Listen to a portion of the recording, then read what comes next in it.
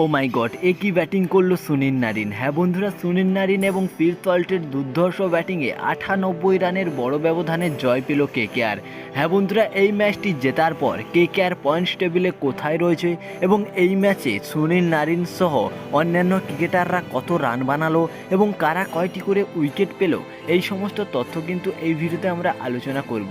বন্ধুরা, ভিডিওটি শুরু করার আগে তুমি যদি কেকেআরের একজন ফুল সমর্থক হয়ে থাকো তাহলে ভিডিওটিকে একটি লাইক এবং চ্যানেলটিকে সাবস্ক্রাইব করে দিও। বন্ধুরা, এই দুর্ধর্ষকর ম্যাচে লখনৌ সুপার জায়ান্ট টসে জিতে প্রথম বোলিং করার সিদ্ধান্ত নেয়। ব্যাটিংয়ে নামে কেকেআরের দুর্ধর্ষ দুই ওপেনার সুনীল নারিন এবং ফিল সল্ট। হ্যাঁ বন্ধুরা, সুনীল নারিন আগের ম্যাচ মতোই এ ম্যাচেও ধামাকাদার পারফরমেন্স দেখায়।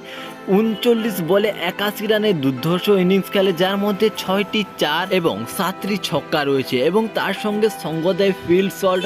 মাত্র 14 বলে 32 রানের দুর্ধর্ষ ইনিংস খেলে এবং মিডিল পজিশনে আঙ্গা কৃষ্ণা রঘুবংশী 32 রানের একটি দারুণ ইনিংস খেলে এবং শেষে রমনদীপ সিং 6 বলে 25 রানের একটি ঝোড়ো ইনিংস খেলে কেকেআরকে 20 ওভার শেষে 235 রান বানিয়ে দেয়। লখনৌ সুপার জায়ান্টের বোলিংয়ের কথা বলতে গেলে নামিনুল হক 3টি, রবি বিষ্ণুই 1টি এবং ইয়াশ ঠাকুর 1টি উইকেট নেয়।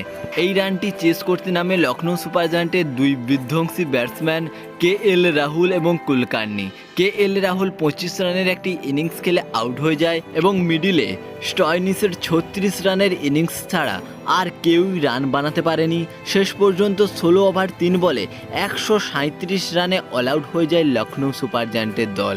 বন্ধুরা, যদি আমরা কলকাতা নাইট রাইডার্সের বোলিংয়ের কথা বলতে পারি, হর্ষিত রানা 3টি উইকেট নেয়, তার সঙ্গে সঙ্গে বরুণ চক্রবর্তী 3টি, অ্যান্ড্রে রাসেল 2টি এবং মিচেল স্টার্ক এবং সুনীল নারিন 1টি করে উইকেট নেয়।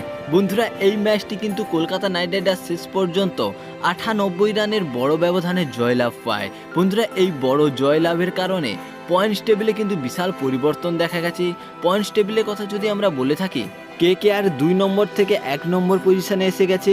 11টি ম্যাচের 8টিতে জয়লাভ করে 16 পয়েন্ট সংগ্রহ করে রেখেছে এবং দ্বিতীয় পজিশনে রয়েছে রাজস্থান রয়্যালস। 10টি ম্যাচে 8টিতে জয়লাভ করে 16 পয়েন্টে রয়েছে। 3 নম্বরে সিএসকে রয়েছে, 11টি ম্যাচ খেলে 6টিতে জয়লাভ করে 12 পয়েন্ট সংগ্রহ করে এবং 4 নম্বরে রয়েছে সানরাইজার হায়দ্রাবাদ। 10টি ম্যাচ খেলে 6টিতে জয়লাভ করেছে। বন্ধুরা, তোমাদের কি মনে হয়, কেকেআর কি পারবে এবছর IPL 2024-এর ট্রফিটি তাদের নামে করতে? বন্ধুরা, তোমরা তোমাদের মতামত অবশ্যই কমেন্ট করে জানাবে।